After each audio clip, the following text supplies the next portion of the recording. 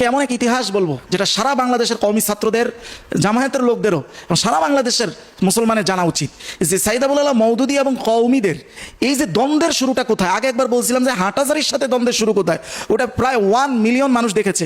আমার মনে হয় ওইটা 1 মিলিয়ন না দেখে এইটা 1 মিলিয়ন গেলে সবচেয়ে বেশি উপযুক্ত হইতো। এই ইতিহাস শোনার পর একদম চোখ কপালে উঠে যাবে আপনার। ওই চোখ কপালে উঠার ইতিহাসে ঢোকার আগে একটা চূড়ান্ত বিষয় আজকে ফয়সালা করে নিব ইনশাআল্লাহ। আজকের আলোচনার পরে লুৎফুর রহমানের মতো ব্যক্তি এবং আমাদের এই প্রিয় ভাইদের যত আন্ডা বাচ্চা আছে ইনশাআল্লাহ এরা যদি ন্যূনতম জ্ঞানের ছিটাও রাখে এরপর থেকে মুখ খোলার সাহস করবে না। এবং সে তো এখন দেখলাম ফিরে গেছে জুতার মালা থেকে। সে তাহলে এখন ভয় পেয়েছেন কেন? জুতার মালা দেওয়া তো না জায়েজ না। অনেক উসুলবিদগণ এই ধরনের তাজিরকে জায়েজ বলেছেন, তো এটা তো অনেক উসুলবিদগণের মতে জায়েজ আছে। আপনি চাইলে আমি রেফারেন্স দিতে পারবো। মুখ কালো করে দেওয়া, গাদার উপরে উল্টাভাবে বসিয়ে অসম্মান করানো, এলাকার মধ্যে ঘুরানো, শহরে ঘুরানো, এগুলো অনেকে তাজির হিসাবে, তাজিরি শাস্তি হিসাবে ইসলামে জায়েজ বলেছে, কারণ সে তার গাবলা বুঝে ফেলেছে। আজকে দেখবেন তার জন্য যে জুতাটা আসলেই হালাল সেটা আজকে অক্ষরে অক্ষরে বুঝবেন। তারপরে ওই ইতিহাসের দিকে যাবো ইনশাআল্লাহ। এই কিতাবের রেফারেন্স দিয়ে মওদুদী সাহেব লিখেছেন জাল বিদায় ওয়ান নিহার মধ্যে আছে যে আমির মুআবিয়া রাদিয়াল্লাহু তাআলা আনহুম গনিমতের মাল নিজের জন্য রাখতেন। সাইদ আবুল আলা মওদুদী নাকি বলেছেন গনিমতের মাল হযরতে মুআবিয়া রাদিয়াল্লাহু নিজের জন্য রাখতেন। আমি তার উর্দু কিতাব থেকে পড়তেছি। উনি বলেন মালে গনিমত কি তকসিম के मुआमला में भी हजरत मुआविया रदियल्लाहु ताला अन्हु ने किताबुल्लाह व सुन्नत रसूलुल्लाह के सरीह আহকাম, যেটা মানে এই মালে গনিমত কিভাবে বন্টন হবে এটার ক্ষেত্রে আল্লাহ এবং তার রাসূলের স্পষ্ট বিধানকেও এটাকে পরিবর্তন করেছেন কে? হযরত মুআবিয়া রাদিয়াল্লাহু তাআলা আনহু। এবং উনি বলতেছেন কিতাবুল্লাহ এবং সুন্নতের রাসূলের পথ নির্দেশ ছিল মালে গনিমত কা 5वां হিস্সা, মানে পঞ্চম অংশ যেটা, এটা পুরোপুরি রাষ্ট্রীয় কোষাগারে যাবে আর বাকি যেটা থাকবে এটা সৈন্য বাহিনীদের মধ্যে বন্টন করে দেওয়া হবে। কিন্তু হযরত মুআবিয়া রাদিয়াল্লাহু তাআলা আনহু নাকি উনি বললেন যে আমার জন্য চাঁদি সোনা, মানে এই গনিমতের মধ্যে যেগুলো সোনা রূপ্য যেগুলো আছে এগুলো আলাদা করে রাখো আর বাকিগুলো মুসলমানদের মধ্যে বন্টন করে দাও। আচ্ছা, এই যে সাইদ আবুল আলা মওদুদী রাহিমাহুল্লাহ এই কথাটা বললেন, উনি কি রেফারেন্স দিয়েছেন? আসেন, 5টা কিতাবের রেফারেন্স দিয়েছেন, একটা কিন্তু না। কানে এই কথাটা ভালো করে শুনেন। 5টা আল বিদায়া ওয়ান নিহায়া দিয়েছেন, ইবনে কাসির আল কামিল ফি তারিখের তাবাকাত ইবনে সাদ এটার রেফারেন্স দিয়েছেন, এবং আল ইস্তিআব এটার রেফারেন্স দিয়েছেন, আল বিদায়া ওয়ান নিহায়ার রেফারেন্স দিয়েছেন। এখন প্রথম বিষয়টা আমরা খেয়াল করতে হবে, মওদুদী সাহেব কিন্তু এখন কয়টা কিতাবের রেফারেন্স দিয়েছেন ভাই? 5টা কিতাবের রেফারেন্স দিয়েছেন, একটা কিন্তু না। এটা মাথায় রাখেন, এটা কিন্তু বিশেষ পয়েন্ট। এখন সাধারণ ছাত্র সমাজ এই ধোকাবাজিটা কিন্তু বুঝে না। তারা দেখবেন একটা কিতাবের রেফারেন্স নিয়ে পুরো একটা কনফারেন্স করে ফেলেছে মাশাআল্লাহ, আর 4টা কিতাবের কথা একদম আনেই না। কাহিনী কোন জায়গায় আপনার প্রশ্ন আসে না? আসেন, পাটে পাটে রহস্যটা বুঝিয়ে দিচ্ছি। মূল বিষয় হলো একটা কিতাব ছাড়া, মানে একটা কিতাবের আলোচনা পরে আসবো, সেটা হলো আল বিদায়া ওয়ান নিহায়া।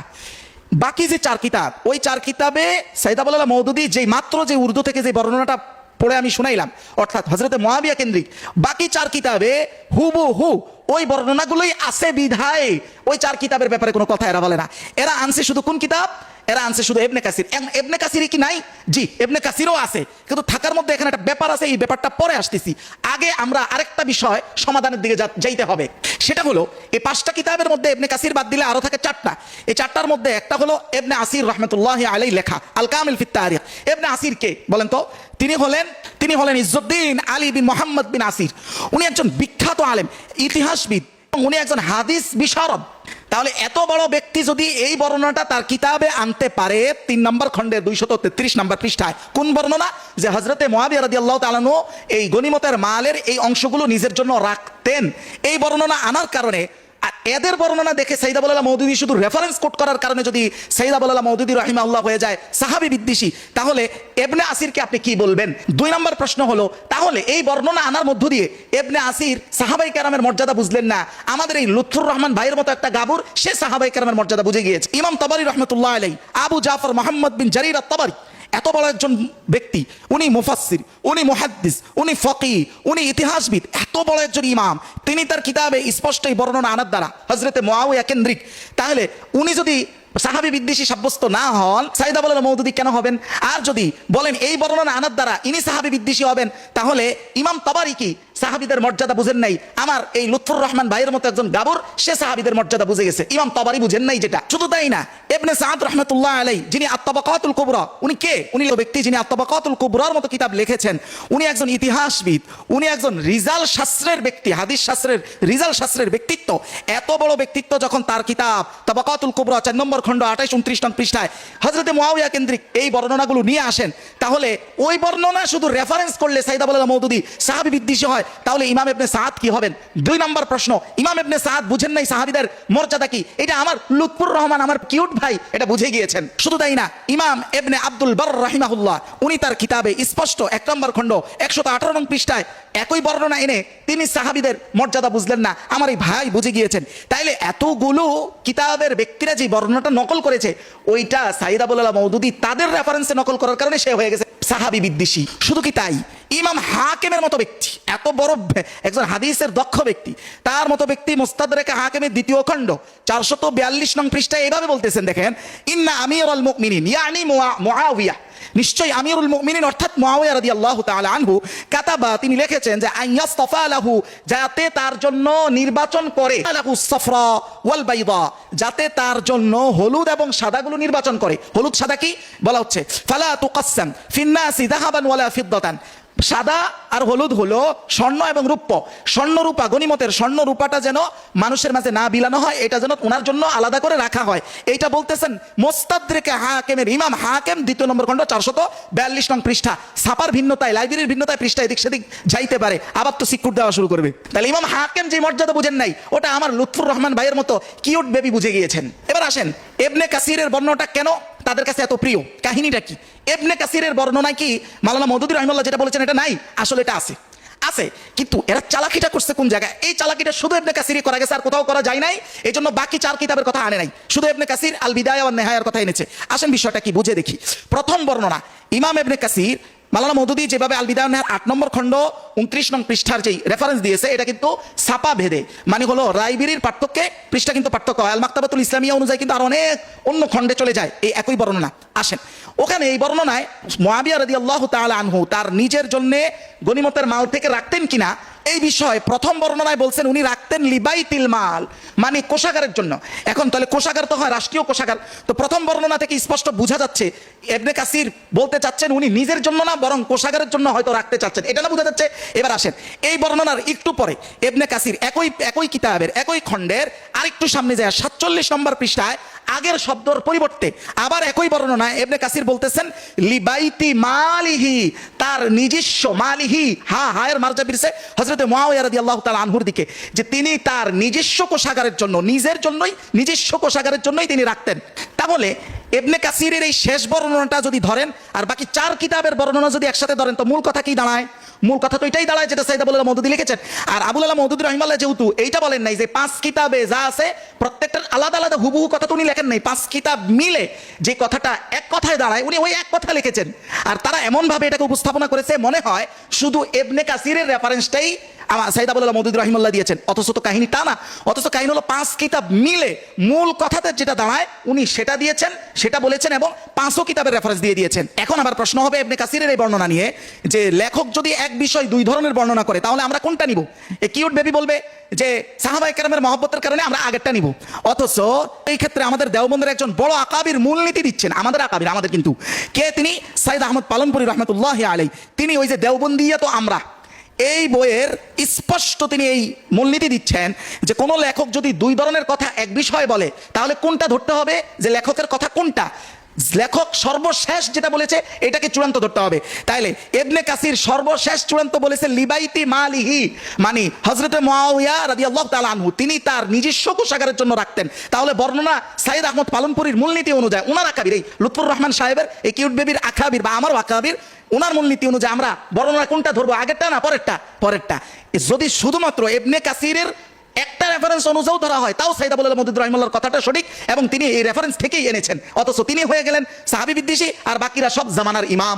আসেন, দেওবন্দ এই সাইদ আবুল আলা মওদুদী রাহিমাহুল্লাহর যে মূল ইতিহাস কোথা থেকে বিরোধিতা শুরু, এটা বলার আগে আরেকটা বিষয় একটু স্পষ্ট করি, এটা আরো জরুরি, একটু কষ্ট করে শুনেন। সেটা হলো, আসেন, কালকে যে আমরা যেটা খণ্ডন করছি আমাদের প্রিয় ভাইয়ের, এইটার ব্যাপারে সে পোস্ট করেছে, আবার লাইভও করেছে, সম্ভবত একজন আমাকে জানালো। এই বিষয়টার উপরে একটা কথা বলতে হয়, বিষয়টা আরো হাইলি ক্লিয়ার হবে ইনশাআল্লাহ। গতকাল আমরা দলিল দিয়েছিলাম না যে ইবনে কাসির তার রেফারেন্স অনুযায়ী যে রেফারেন্স দিয়েছি, সেই রেফারেন্স মানে মাকতাবাতুল ইসলামিয়া যে ছাপা আল বিদায়া ওয়ান নিহায়া, সেটা অনুযায়ী 11 নম্বর খণ্ড 449 নং পৃষ্ঠায় যায়। একই বর্ণনা সাইদ আবুল আলা মওদুদী যে কিতাব থেকে দিয়েছে, মানে যে ছাপা থেকে, ওই অনুযায়ী 8 নম্বর খণ্ড 139 নং পৃষ্ঠা কি লিখছে ক্বালা যুহরি মাদাতিস সুন্নাহ, যে একটা সুন্নাহ চলে আসতেছিল যেটা হলো একজন কাফের রক্তপণ পাবে, মানে রক্তের যে বিনিময় এটা পাবে মুসলমানের সমপরিমাণ। কানা মুআবিয়া আউয়ালু মান কাসসারাহা, কিন্তু সর্বপ্রথম হযরতে মুআবিয়া এটাকে কমায় দিবেন, কতটুকু ইলা নিসফ, অর্ধেক করে দিবেন। ওয়া আখাযা নিসফ লিনাফসিহি, স্পষ্ট যে আর অর্ধেক নিজের জন্য তিনি গ্রহণ করতেন। এখন আমার এই ভাই এত খোঁড়া কথা নিয়ে আসছেন দেখেন, তাহলে তার কথা অনুযায়ী যদি মাওলানা মওদুদী রাহিমাহুল্লাহ ইবনে কাসির যা লিখেছেন তা হুবাহু উঠিয়ে দিয়েছেন, এটার অন্য কোনো মত কোথাও আছে কিনা এটা যাচাই করেন নাই, এটা যদি সে বলে থাকে তাহলে এখন তো আমি বলবো তাহলে এই ইলজামটা সর্বপ্রথম স্বয়ং ইবনে কাসিরের উপরে আসবে, কারণ স্বয়ং ইবনে কাসিরও তো এই বর্ণনাটা তার কিতাবে লেখার পরে যে আখাযান নিসফ লিনাফসিহি, যে হযরত মুআবিয়া অর্ধেকটা নিজের জন্য নিতেন, এটা লেখার পরে এই নিজের জন্য বলতে যে অন্য কোনো ব্যাখ্যা আছে এটা তো ইবনে কাসির নিজেও লেখেন নাই। তো যেহেতু লেখেন নাই, যদি ইলজাম আসে মাওলানা মওদুদী রাহিমাহুল্লাহর উপরে, এটা তো এক নম্বরে আসবে ইবনে কাসিরের উপরে। তারপরে আরো খোড়া অবস্থা দেখেন, কতটা খোড়া, মানুষ কষা হইলে যা হয় দেখেন। সে বলতেছে প্রথম সে বলছিল আল বিদায়া ওয়ান নেহায়া নাই, স্পষ্ট ভিডিও দেখেন। এই বইটার 171 নম্বর পৃষ্ঠায় 171 নম্বর পৃষ্ঠায় শোনায় লিখছে হাফেজ ইবনে কাসির বলছেন যে রক্তপণের ব্যাপারে হযরত মুআবিয়া খলিফায়ে রাশিদের নীতিকে বদলে দিয়েছেন, তিনি রেফারেন্স দিয়েছেন এই জাল বিদায় ওয়ান নিহায়া। আজকের এই শত শত দর্শককে সাক্ষী রেখে, উলামায়ে কেরামকে সাক্ষী রেখে যদি হাফেজ ইবনে কাসির এই আল বিদায় ওয়ান নিহায়া থেকে এই কথা কোন মওদুদীর সন্তান তার অনুসারী প্রমাণ করতে পারে, আমি লুৎফুর রহমান ফরাজি জুতার মালা গলায় দিয়ে পুরো ঢাকা শহর ঘুরতে রাজি আছি। এখন সে দেখেন কথা ঘুরে বলতেছে আল বিদায়া ওয়ান নেহায়ার মধ্যে তো আছে, কিন্তু সেই কথাগুলো ইমাম ইবনে কাসিরের নিজের কথা না, তো কার কথা ভাই? বলতেছে উনি তো জুহরির কথাটা রেফারেন্স আকারে বলছেন যে ইমাম জুহরি এটা বলেছে। ভাই এই মূলনীতি অনুযায়ী যদি ধরেন তাহলে তো সাইয়্যিদ আবুল আলা মওদুদী সাহেবের কোনো কথাই তার নিজের না, সবই তো কারো না কারো রেফারেন্স থেকে এনেছেন। তাহলে আবার ব্যাককেলের মতো বলেন কেন মাওলানা মওদুদী এটা বলেছে ওইটা বলেছে? মানে চিন্তা করছেন অসহায়ত্ব তাদের কোন পর্যায়ে দেউলিয়াত্ব পৌঁছেছে, এটা ভাবেন শুধু। তাহলে ইবনে কাসির যেটা নিজে লেখলেন ওটা হুবহু মাওলানা মওদুদী লেখার কারণে মাওলানা মওদুদী হয়ে যান সাহাবী বিদ্বেষী, ইবনে কাসির হয়ে যান ওনার মানদণ্ড। চিন্তা করেন এটা বিদ্বেষের, আমি যে বারবার বলি 100 বছরের পরিকল্পিত, এবং কোন জায়গা থেকে শুরু হয়েছে ইতিহাস কিন্তু এখনো রয়ে গেছে, যে কোন জায়গা থেকে আমাদের এই রক্তকণিকার দূষণ শুরু হয়েছে ওই ইতিহাস কিন্তু শেষে বলবো, এটা চোখ কপালে ওঠার মতো ইতিহাস আসবে ইনশাআল্লাহ। এবার আসেন শুধু কি তাই, যেখানে ইমাম মুসলিম রাহিমাহুল্লাহ সরাসরি হাদিস বর্ণনা করছেন, কি হাদিস জানেন? বলবো দেখেন, হাজা ইবনু আম্মিক মুআবিয়া, এটা হলো আপনার ভাতিজা মুআবিয়া, যিনি ইয়ামুরুনা, যিনি আমাদেরকে এই আদেশ করেন যে আন্না কুলা আমওয়ালানা, আমরা একে অপরের সম্পদ যেন অন্যায়ভাবে খাই, বা ইনানা বিল বাতিল, একবার এই শব্দে বলছে যে না আমরা অন্যায়ভাবে খাই, এই কথা মুসলিম শরীফের হাদিস বর্ণনা। শুনেন এরপরে ব্যাখ্যা আছে, ওয়ানাকতুল আনফুসানা, আমরা যেন আমাদেরকে হত্যা করি। আল্লাহ ইয়াকুল, অথচ আল্লাহ বলেন ইয়া আইয়ুহাল্লাযীনা লা তাকুলু আমওয়ালাকুম বাইনাকুম বিল বাতিল ইল্লা আন তাকুনা তিজারাতান আন তারাদিম মিনকুম ওয়া লা তাকতুলু আনফুসাকুম ইন্নাল্লাহা কানা বিকুম রাহিমা। এই কথা বর্ণনাকারী যার কাছে বলতেছেন, মানে যিনি শ্রবণকারী, উনি শোনার পরে ফাসাকাতা সাআ, কিছুক্ষণ তিনি চুপ ছিলেন, চুপ থাকার পরে পরে বলতেছেন যে আতিহি ফি তাআতিল্লাহ, ঠিক আছে ওনাকে তোমরা অনুসরণ করো যেটার ক্ষেত্রে আল্লাহর অনুসরণের ক্ষেত্রে সামঞ্জস্য থাকবে, ওয়াসিহি ফি মাসিয়াতিল্লাহ, যে ক্ষেত্রে আল্লাহর বিরুদ্ধে যাবে সেই ক্ষেত্রে তোমরা তার অবাধ্যতা করো। এটা সহিহ মুসলিমের বর্ণনা। আমার মুসলিম যদি এমন হাদিস বর্ণনা করে উনি সাহাবী বিদ্বেষী হন না, বেচারা সাইয়্যিদ আবুল আলা মওদুদী তাদের কাছে সাহাবী বিদ্বেষী হয়ে যান। আসল বিষয়টা হলো নাপাক রক্তের সংমিশ্রণ এখানে আছে, সেই ইতিহাস কিন্তু সামনে আসতেছি, আসলে কিছুই না। এবার আসেন শুধু ইমাম মুসলিম তাদের থিওরি অনুযায়ী, এক ছাগল ওই দিন দেখলাম বললো যে মওদুদী সাহেবের এই কিতাবকে নাপাক কিতাব বলেছে। মওদুদী সাহেবের খেলাফত ও মুলুকিয়াতের মতো নাপাক নাপাক কথা সম্বলিত কিতাব না। তার এই ছাগলের থিওরি অনুযায়ী তো আমাদের হানাফি মাযহাবের একেবারে মানদণ্ডপূর্ণ যত ইমাম আছে অধিকাংশকেই নাপাক সাব্যস্ত করতে পারবেন, অধিকাংশ কিতাবকে আপনি নাপাক সাব্যস্ত করতে পারবেন। এমনকি ইমাম নববীর মতো ব্যক্তিত্ব, তার কিতাবকে আপনি নাপাক সাব্যস্ত করতে পারবেন।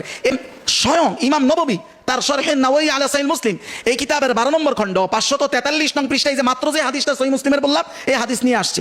নিয়ে আসার পরে উনি এরপরে 545 নং পৃষ্ঠায় তিনি নিজে ব্যাখ্যা কি করতেছেন এটা একটু দেখেন।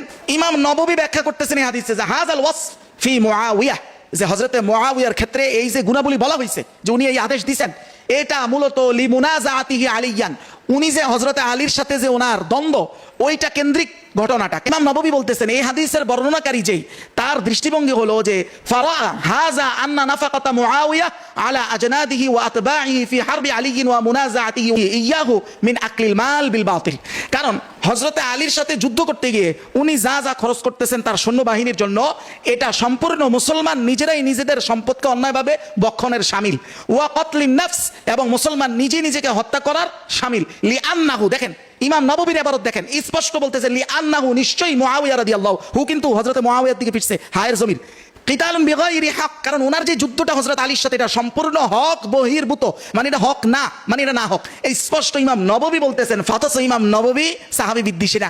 এই বর্ণনাটা রেফারেন্স আকারে সাইদ আবুল আলা মওদুদী আনলে সে হয়ে যাবে সাহাবী বিদ্বেষী। আহারে ইনসাফ! শুধু তাই না, আরো ধীরে ধীরে চোখ কপালে উঠবে, এবার দেখবেন ইনশাআল্লাহ। ইমাম আব্দুর রাজ্জাক আস-সানাঈ এনার মতো একজন গ্রহণযোগ্য ব্যক্তির একটা মন্তব্য আবার আসছে একটা গ্রহণযোগ্য কিতাবে, সিয়ারু আ'লামিন নুবালা আল যাহাবী। ইমাম যাহাবী তার কিতাবে নিয়ে আসছেন 9 নম্বর খণ্ড 570 নং পৃষ্ঠা, আমার ছাপা অনুযায়ী আর কি। ক্বালা আব্দুর রাজ্জাক লিরাজুলিন, এক ব্যক্তিকে এই কথা বলছে, লা তুকাদ্দির মাজলিসানা বিযিকরি ইবনে আবি সুফিয়ান, আবু সুফিয়ানের ছেলের কোনো আলোচনা আমাদের মজলিসে আনবে না।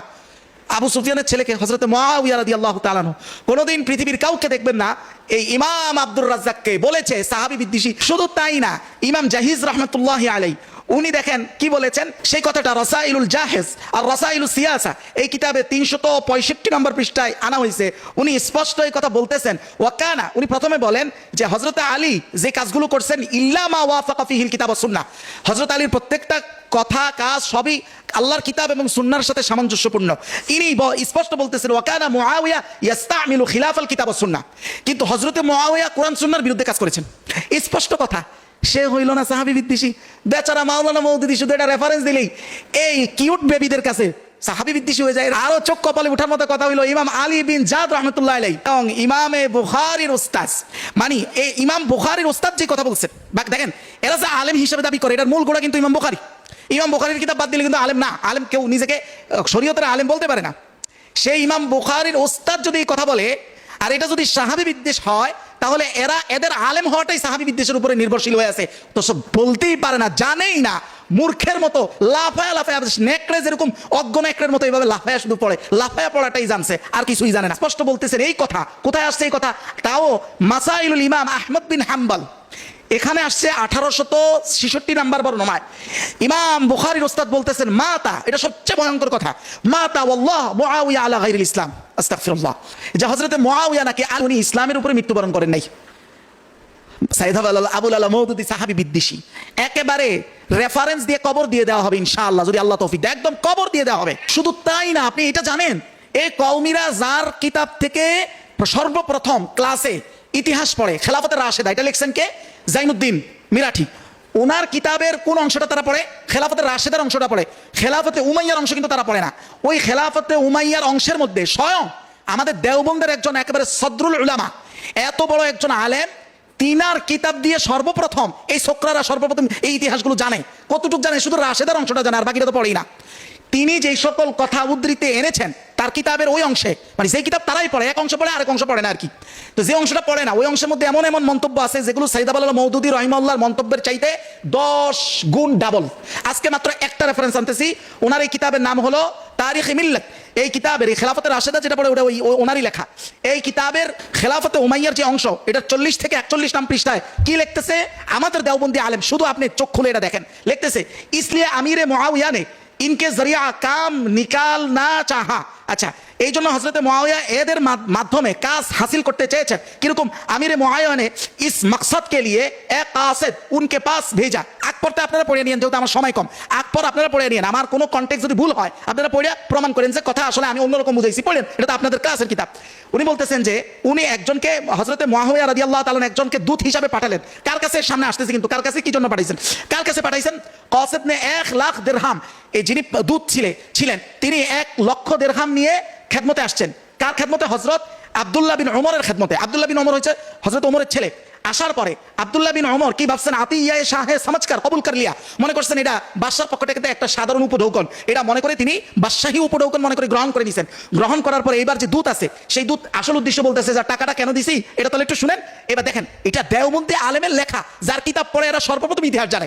চিন্তা করেন আপনি, এখানে লিখতেছে ইসকে বাদ জব কাসদ মাকসাদ বয়ান পর লায়া, যে যখন দূত কোন উদ্দেশ্যে টাকা দিছে এটা যখন সামনে নিয়ে আসলো, আসার পর আব্দুল্লাহ বিন ওমর কি বলেন দেখেন। আব্দুল্লাহ বিন ওমর বলতেছে, উনি ফরমায়া যে মেরা দিন ইস কদর নেহি হয়, যে আমার দিনদারিত্ব এত দুর্বল নয়, এত সস্তা নয় যে 1 লাখ দিরহাম মে বিক সকে, যে 1 লাখ দিরহামের দ্বারা এটা বিক্রি করে দিব। এই টাকাটা পাঠাইছেন কে? হযরত মুআবিয়া। বর্ণনা করতেছেন কে? দেওবন্দের আলেম। কোথায় বর্ণনা করতেছেন? যে কিতাব দেওবন্দি ক্লাসের অন্তর্ভুক্ত। আর তারা বলে সাইদ আবুল আলা মওদুদী রাহিমাহুল্লাহ সাহাবী বিদ্বেষী। মুআবিয়ার কাছে ওই টাকাটা ইবনে ওমর ফেরত দিয়ে দিয়েছেন, বা আমার এটা লাগবে না। চিন্তা করেন এই বর্ণনা দেওবন্দীদের কিতাবে রাইখা, এক মন দুর্গন্ধ নিজের পিছনে রাইখা সে গন্ধ খুঁজে সাইয়েদ আবুল আলা মওদুদীর। কেন খুঁজে? ইতিহাস কিন্তু এখনো বলি নাই, ইতিহাস কিন্তু বাকি আছে। আরো চোখ কপালে উঠার কথাটা শুনেন, সাইয়েদ আহমদ পালনপুরি যাকে দেওবন্দে তাকে দেওবন্দি আকীদা সংরক্ষণের দায়িত্ব দেওয়া হয়েছিল, উনি ওনার কিতাব, যে কিতাবের নাম হলো হায়াতে সাহিদ, এই কিতাবের স্পষ্ট 313 নং পৃষ্ঠায় তিনি এই কথা বলেছেন, পেহলে মেরি রায় থি কে মওদুদি হযরত আহলে সুন্নাহ ওয়াল জামাত সে খারিজ হয়। প্রথমে আমি এটা মনে করতাম যে মওদুদি রাহিমাহুল্লাহ উনি আহলে সুন্নাহ ওয়াল জামাত থেকে বাইরে, কিন্তু আমি আমার এই মত দেখেন, আপ মেরি রায় বদল গই হয়, এখন আমার এই সিদ্ধান্ত পরিবর্তন হয়েছে। কে ভাই? সাইদ আহমদ পালনপুরি, যার পায়ের ধুলার সমানও আল্লামা ওলি ফরিদের মতো ব্যক্তি না, যাদের তেলাওয়াতের মধ্যে হার হামেশা হয় লাহানে জলি না তো লাহানে খাফি, মানে তেলাওয়াতি যা শুদ্ধ না, তাদের কথা অনুযায়ী লক্ষ লক্ষ মানুষ আমরা নাচতেছি। যেখানে সাইদ আহমদ পালনপুরি, যাকে দেওবন্দের আকীদা সংরক্ষণের দায়িত্ব দেওয়া হয়েছে, উনি বলতেছেন যে আমার এই সিদ্ধান্ত পরিবর্তন হয়েছে। আপ মাই উনকো আহলে সুন্নাহ ওয়াল জামাত সে খারিজ নেহি সমঝতা, আমি আমার আগের সকল মতামত পরিবর্তন করে বলতেছি ওনারা আহলে সুন্নাহ ওয়াল জামাতের বাহিরে না, তারা আহলে সুন্নাহ ওয়াল জামাতের অন্তর্ভুক্ত। ইনশাআল্লাহ আগামীর দিনে এগুলো যদি আরো বাড়াবাড়ি করা হয়, ইনশাআল্লাহ আল্লাহ যদি সক্ষমতা দেন, কবর হবে দলিলের মাধ্যমে, ইনশাআল্লাহ কবর রচনা করে দেওয়া হবে ইনশাআল্লাহ। আপনি দেখেন আমার এই লুৎফর রহমান প্রিয়দিনী ভাই, আমার ঘরানার কওমির ভাই, তো ওনার মেধা পরিমাপটা দেখেন। আমিও মেধাবী না ভাই, আমিও মেধাবী না, আমি এমন দাবি করতেছি না, কিন্তু ওনার দেউলিয়াত্বটা শুধু আপনি দেখেন। উনি বলতেছেন ইবনে কাসির যেটা বর্ণনা করছে যে হযরতে মুআবিয়া রক্তপণে যে টাকাটা এটা অর্ধেক করে দিছে, কিন্তু সুন্নত পরিবর্তন করে নাই। আস্তাগফিরুল্লাহ, মানে আপনি 100 টাকাকে 50 টাকা করে দিয়েছেন, কিন্তু আপনার মানে আগে 100 টাকা করে পাইতেন, এখন 50 টাকা করে পান, তার মানে নীতি চেঞ্জ হয় নাই। আচ্ছা এটা কোন ব্যাকলে বলবে বলেন তো আপনি? আচ্ছা আপনাকে একটা জিনিস দেখাই, আপনার তাফসিরে কবির এর 6 নম্বর খণ্ড 225 নম্বর পৃষ্ঠায় একটা ব্যাখ্যা আনা হয়েছে এরকম যে ইউতা বিওয়ালিন, কিয়ামতের দিন একজন শাসককে ধরে আনা হবে কিয়ামতের ময়দানে বিচার দিবসে। আনার পরে তাকে বলা হবে যে ওই শাসক কেমন, নাকাসা মিনাল হাদ্দি সাউতান, যে শুধুমাত্র দোররা বলে না, যে দোররা দেয় 100 দোররা 50 দোররা, যেই ইসলামের বিচার ব্যবস্থা আছে, তো একটা দোররা শুধু কম দিছে, এরকম একজন শাসককে নিয়ে আনা হবে। আনার পরে তাকে জিজ্ঞাসা করা হবে লিমা ফাআলতা যালিক, তুমি এই কাজ কেন করছো, একটা কম কেন দিছো? সে বলবে ফায়াকুলু রাহমাতুল লিইবাদিক, হে আল্লাহ আপনার বান্দাদের প্রতি রহমত করে আমি এটা কমায় দিছি। ফায়ুকালু লাহু, তখন তাকে বলা হবে আনতা আরহামু বিহিম মিন্নি, ও মাত্রা মাসির দরদ বেশি। আল্লাহ বলবেন তাহলে তুমি আমার বান্দা সম্পর্কে আমার চাইতে কি বেশি দয়ালু? এই কথা বলার সাথে সাথে বলবে এই শাসককে সরাসরি জাহান্নামে নাও। আর সে বলতেছে আল্লাহর রাসূলের জামানায় যে বিধানটা যেমন ছিল ওটাকে অর্ধেক অর্ধেক করে দিয়েছে, কিন্তু সুন্নত চেঞ্জ হয় নাই। আমরা আমাদের হাসার শক্তি নাই, কয়েকটা ঘোড়া আনেন, ঘোড়া হাসুক। যে তারা এটাও জানে না যে বেদাতের যে হাদিসগুলো সহিহ মুসলিম সহ অন্যান্য কিতাবে আছে, এই হাদিসগুলো কোন অধ্যায়ে আসছে তারা এটাও অ্যানালাইসিস করে না। হাদিসগুলো আসছে ইসলামী বিচার ব্যবস্থার অধ্যায়গুলোতে, তার মানে হলো এই বিচার ব্যবস্থা পরিবর্তন করাই হলো বেদাতের একদম প্রথম স্তর। এবং সেই বেদাত তাদের কিতাব শরহে বেকায়ার মতো কিতাবের 4 নম্বর খণ্ড 187 নং পৃষ্ঠা, আমি যেই ছাপা অনুযায়ী বলতেছি, স্পষ্ট বলা হয়েছে হযরতে মুআবিয়ার এই কাজটা বেদাত, আমরা এটাকে গ্রহণ করি না। সে এটাও জানে না, কারণ শরহে বেকায়ার 4 নম্বর খণ্ড জীবনে আমাদের বাপদাদারা ম্যাক্সিমাম চোখেও দেখে নাই, কারণ ভাই 2 খণ্ড ক্লাসে পড়ানো হয়, এর বাইরে সাধারণত বাংলাদেশের লাইব্রেরিগুলোতে ওই 4 নম্বর খণ্ড পাওয়াও যায় না, এটা তো কোনো অস্তিত্বই থাকে না, তো তারা জানবে করতে গিয়ে। কিন্তু ওই কিতাবের প্রথম 2 খণ্ড 3 খণ্ড কিন্তু তারা ক্লাসে পড়ে, কিন্তু 4 নম্বর খণ্ডে যায় যে একই কথা আছে ওটা তাদের খবরও নাই। তারা সাইদ আবুল আলা মওদুদী রাহিমাহুল্লাহকে সাহাবী বিদ্বেষী বানায়া দিছে। কেন যে তাদের বিদ্বেষ, ওই ইতিহাসটা আজকে শুনেন, মেমোরাইজ করেন। আমি এই কিতাবটা লিখেছেন মূলত মাওলানা মওদুদী সাহেবের ব্যাপারে আবুল কালাম মোহাম্মদ ইউসুফ, এই কিতাবের মধ্যে তিনি এই ঘটনাটা স্পষ্ট এনেছেন। এই ঘটনা যদি আরো 2-1টা কিতাব দ্বারা আপনি ভুল প্রমাণ করতে পারেন তাহলে আমাকে ইনফরমেশন দিয়ে সাহায্য করবেন। ইতিহাসটা আগে শুনেন কি লেখছে এখানে, যে মাওলানা মওদুদী সাহেব বিরোধিতা কখন কিভাবে প্রথম শুরু হয়, এই আলোচনাটা প্রয়োজন। এতে প্রকৃত ব্যাপার নিরপেক্ষভাবে যারা সন্ধান করতে চায় আর কি, তাদের উদ্ঘাটনের জন্য এটা যথেষ্ট হবে। কি সেটা? মাওলানা মওদুদী সাহেব 1925 সনে জমিয়তে উলামায়ে হিন্দ, আজকে কেন তারা কাপড় খুলতে চায় এটাও বুঝবেন, দুর্গন্ধ কাদের আপনি বুঝবেন, কার কাপড় আসলে নষ্ট এটা বুঝবেন। জমিয়তে উলামায়ে হিন্দ, এই হিন্দের মুখপাত্র, জমিয়তে উলামায়ে হিন্দের মুখপাত্র, এই জমিয়তে উলামায়ে হিন্দ কিন্তু হিন্দুস্তান থেকে শুরু, তারপর পাকিস্তান, তারপর বাংলাদেশ। জমিয়তে উলামায়ে হিন্দের মুখপাত্র আল জমিয়ত, আচ্ছা আল জমিয়তটা কি? আল জমিয়ত হলো একটা তাদের পত্রিকা, ওই পত্রিকার সম্পাদকের কাজ শুরু করেন সর্বপ্রথম সাইদ আবুল আলা মওদুদী। আচ্ছা জমিয়তে উলামায়ে হিন্দ যখন রাজনৈতিক অঙ্গনে কংগ্রেসের সমর্থকও, আমি এটাকে ব্রেকেটে বলবো দালালি, বুঝবেন যে এটা টাটকা, ওইখান থেকে যে আমাদের রক্তের মধ্যে দূষণ ঢুকছে এটা বুঝবেন, এবং কারা এটার গোড়ায় ছিল, কোন আকাবিররা ছিল, এটাও এখানে আসবে। দেখেন বলা হচ্ছে কংগ্রেসের সমর্থন করার সিদ্ধান্ত যখন তারা গ্রহণ করে, কারা? জমিয়তে উলামায়ে হিন্দ, আজকের মতো আর কি। আজকে দেখেন না সেই জাতীয়তাবাদ আপনি আসবে, এই জাতীয়তাবাদের কথাই সামনে আসবে। দেখেন তারা যখন এই সিদ্ধান্ত গ্রহণ করে এবং আল জমিয়ত পত্রিকার মারফতে এটার সম্পাদক কে আছেন এখন? সৈয়দ আবুল মওদুদী। এইটার মারফতে মাওলানা মওদুদী সাহেবকে কংগ্রেসের অনুকূলে শব্দটা খেলে অনুকূলে প্রোপাগান্ডা ছাপাতে দেয়, কিন্তু তিনি এটা অস্বীকার করেন। এক পর্যায়ে তিনি এখান থেকে পদত্যাগ করেন। এরপরে কংগ্রেস যখন ভারতকে এক ধর্মনিরপেক্ষ সেকুলার রাষ্ট্রে পরিণত করার সিদ্ধান্ত ঘোষণা দেয়, তখন সৈয়দ আবুল মওদুদী কি ফতোয়া দিয়েছিলেন যে এক কলম কালি কিংবা একটি কথা দ্বারাও কংগ্রেসের সহযোগিতা করা অথবা কোনো ধরনের সহযোগিতা করে এটা হারাম, এইটা অন্যায়। এই ফতোয়া দেওয়ার পরেই কংগ্রেসপন্থী এই আলেমরা সাথে সাথে সৈয়দ আবুল মওদুদীর উপরে বিরুদ্ধে খেপে ওঠে। কারণ ওই যে গান্ধীর একটা মূলনীতি ছিল যে ওয়ান নেশন থিওরি, মানে এক জাতি সবাই, এই যে হিন্দু মুসলিম সবাই আমরা এক জাতি। আপনারা কিন্তু ইতিহাস জানেন অনেকেই। এই থিওরির পক্ষে সর্বপ্রথম হুসাইন আহমদ মাদানী রাহিমাহুল্লাহ, যার খলিফা হলেন আমার স্বয়ং আমার দাদা হুসাইন আহমদ মাদানী রাহিমাহুল্লাহ, এই হিন্দু মুসলিমকে এক জাতি প্রমাণ করার জন্য উনি পুস্তক পর্যন্ত লেখেন, কোরআন হাদিসের অপব্যাখ্যা করে। এবং টু নেশন থিওরি, যেটা কায়েদে আজমের থিওরি ছিল, ওইটার বিরুদ্ধে উনি লেখেন। ওইটার বিরুদ্ধে গিয়া মাওলানা মওদুদী মাসায়েল কওমিয়াত নামে আরেকটা গ্রন্থ রচনা করেন, প্রবন্ধ রচনা করেন। বাস ওই যে কংগ্রেসের দালালি থেকে আমাদের রক্তের মধ্যে যে দালালির রক্ত ঢুকেছে, ওই নেগেটিভ রক্তটাই সারা জীবন আমাদেরকে মাওলানা মওদুদী বিদ্বেষী বানায় গেছে। ওই দালালি সেখান থেকে শুরু। এরপরে আপনি দেখেন আল্লামা ইকবালকে তো ওনারা খুব খুব মূল্যায়ন করে। আল্লামা ইকবাল নিজে এই বিষয়ে একটা কবিতা লেখেন, ইসলামী কওমিয়াত নামক একটি প্রবন্ধ লিখেন এবং সেটা পত্রিকায় ছাপা হয়। এই প্রবন্ধের মধ্যে তিনি একটা কবিতা নিয়ে আসেন। এই বিষয় কি আসেন, উনি বলতেছেন আজম হনুজানা দানাস্ত রমুজদিন ওয়ারনা, যে আহারে এই অনারবী ব্যক্তিরা আসল দিনদারিত্বের যে রহস্য এটা তারা জানেই না। যদি জানতোই, অন্যথায় যে হে দেওবন্দ হুসাইন আহমদ ইচে বু আজাবিস, অন্যথায় দেওবন্দের হুসাইন আহমদ মাদানির যে কর্মকাণ্ড, এটা যে কত আশ্চর্য। মানে ওনার ব্যাখ্যাটা হলো যে তারা যদি আসল দিনের রহস্য জানতো, তাহলে হুসাইন আহমদ রাহিমাহুল্লাহর এই কংগ্রেস কেন্দ্রিক যে দালালি সূচনা এটা তারা বুঝতো। এটা হলো ব্যাখ্যা।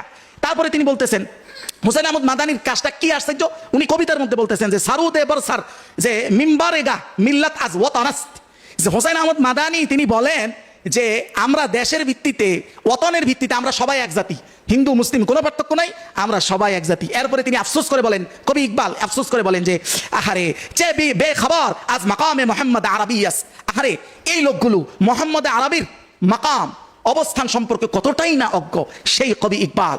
মনে রাখবেন, এগুলো নিয়ে যত বাড়াবাড়ি হবে, যা রেফারেন্স দিছি এগুলো মানে ম্যাক্সিমাম রেফারেন্স আনি না। আজকের আলোচনা যথেষ্ট মনে করেছি ততটুকু করেছি। ভিঙ্গলের বাসা নাড়া দিবেন, আপনি জানেন ভিঙ্গলের বাসা নাড়া দেওয়া কতটা বিপজ্জনক। ইনশা আল্লাহ, ইনশা আল্লাহ, ইনশা আল্লাহ।